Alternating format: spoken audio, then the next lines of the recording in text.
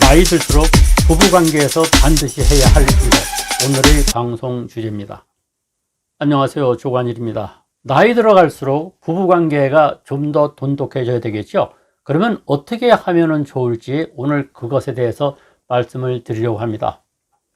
제가 얼마 전에 신문기사를 봤는데 조선일보의 김지수 문화기자, 그분인데 이분이 아주 좋은 기사를 많이 쓰시는 분이죠. 그래서 유심히 그분의 기사를 잘 챙겨서 보는데, 이번에 어떤 얘기를 쓰셨느냐, 콜롬비아 의과대학 교수 켈리 하딩 교수의 책을 소개했더라고요. 그래서 제가 그 책을 사서 읽었어요. 이 책이 뭐냐면 다정함의 과학입니다. 다정함의 과학, 영어로 하면은 kindness죠. 그러니까 친절의 과학이라고 해석해도 되는데, 다정함의 과학이라고 번역한 그런 이유를 이제 조금 있으면 발견하게 됩니다.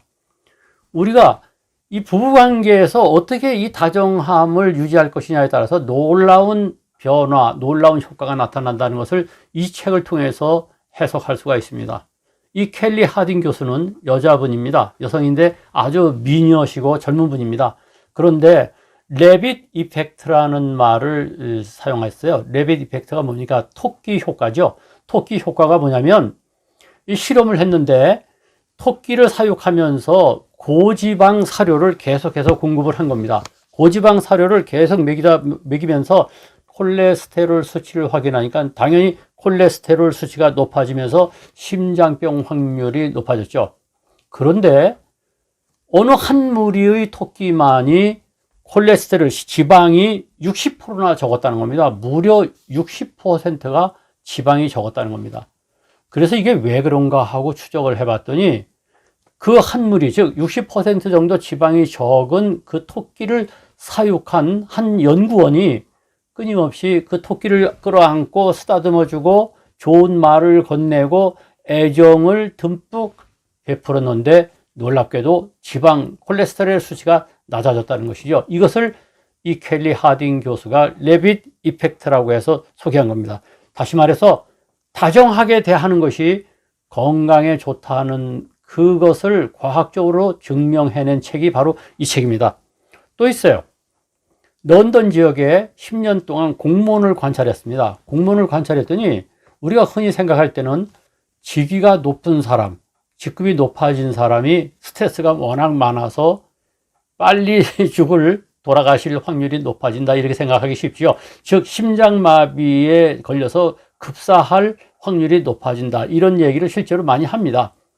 그런데 이분이 연구한 바에 의하면 런던의 공무원을 대상으로 조사를 했더니 직급이 높은 사람보다 직급이 낮은 사람이 심장마비로 사망할 확률이 직급이 높은 사람에 비해서 무려 3배 내지 6배가량 높았다는 겁니다. 놀랍지 않습니까? 직급이 높은 사람보다 왜 직급이 낮은 사람이 이렇게 심장마비 확률이 높아지는가 봤더니, 높은 사람, 상사로부터 받는 스트레스 때문에 그렇다는 거죠. 상사들은 되게 다정하게 대하지 않고 공격적이죠. 우리 표현으로 하면 쪼지요. 속된 말로 조지죠. 그러니까 이게 문제가 되는 겁니다. 그게 스트레스를 그대로 받다 보니까 이 직위가 낮은 사람 입장에서 볼 때는 심장마비 확률이 높아지고 급사할 확률이 높아진다는 겁니다. 물론 이 얘기를 들으시면 오늘날은 다르다, 상황이 달라졌다, 이렇게 말씀하시는 분도 계실 거예요. 요즘은 오히려 부하가 상사 노릇을 하고 상사들이 위아래로 치여가지고 심장마비를 더 일으킬 것이다, 이렇게 말씀하실 수 있는데, 그 부분은 또 하나의 연구감입니다. 그러나 이 책 다정함의 과학에서는 어쨌거나 다정해야만이 건강에 좋고, 미세 공격이라는 표현을 했어요. 미세하지만 공격적이면은 상대방이 건강을 해칠 수 있다는 겁니다. 그래서 작더라도 미세 친절을 베풀어야 된다고 강조하고 있습니다. 또 보죠. 그래서 이분은 뭐라 그러냐면은, 좋은 의사를 만나는 것보다 좋은 상사를 만나는 게 더 중요하다 그랬습니다. 이거 정말 직장에서 상사의 위치에 계신 분들은 반드시 이 부하, 팔로우를 상대할 때 이 말을 가슴속에서 다시 한번 꺼집어내서 생각하면서 부하를 다루기 바랍니다. 좋은 의사를 만나는 것보다 좋은 상사를 만나는 것이 건강에 더 좋다. 왜냐, 의사는 어쩌다 만나지만 상사는 매일매일 시시각각 만나는 거 아니겠습니까? 근데 또 재미난 게 있어요. 포옹에 관한 겁니다. 포옹을 매일 하는 사람은 감기에 걸릴 확률이 32%나 낮다는 겁니다. 그 정도로 면역력이 증가된다는 것을 실험을 통해서 밝혀냈고, 감기에 걸렸더라도 회복이 더 빠르다는 겁니다. 그래서 이 켈리 하딩 교수는 미세 공격과 미세 친절의 차이를 설명하면서 우리가 작더라도 애정을 베풀고 그야말로 다정하게 상대방을 대하는 것이 매우 중요하다. 물론 상술적으로는 카인드, 친절이 되겠지만 우리는 뭐 친구 간에, 부부 간에 무슨 친절하라, 이 말은 좀 어폐가 있지 않습니까? 따라서 부부 관계에서도 다정하게 호응을 매일 하지는 못할지언정 말 한마디라도 미세 친절, 미세 다정함을 베푸는 것이 심장마비를 일으킬 확률을 줄어들게 하고 콜레스테롤의 크기를 갖다가 줄여주고 그리고 감기에 걸릴 확률도 줄여준다는 것을 여기서 알게 되는 거죠.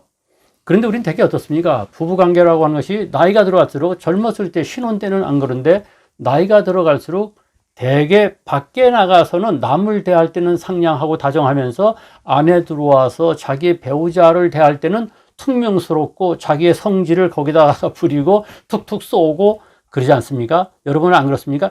제가 관찰한 대부분의 부부는 나이 들어가면서 상냥해지는 경우보다는 나이 들어가면서 퉁명스러워지는 경우가 더 많은 상황을 보게 되죠. 따라서 우리가 발상을 바꿔야 됩니다. 그렇지 않아도 지금 어려운 때인데 남편이나 아내나 직장에 나가서 계속 상사로부터 스트레스를 받고 집에 들어올 텐데 그런 때일수록 이제 기댈 곳은 부부밖에 없지 않습니까? 따라서 나이 들어갈수록 포옹도 더하고 장난스럽게라도 포옹하고 애정어린 말을 건네고 서로 위로하고 다정함의 과학을 마음껏 발휘하시기 바랍니다. 그렇게 함으로써 부부관계도 돈독해질 뿐 아니라 상대방의 건강도 챙겨주는 일석이조의 효과를 누릴 수 있으리라 생각을 합니다. 이 동영상이 괜찮았으면 좋아요, 구독 눌러주시고 많이 공유해주세요.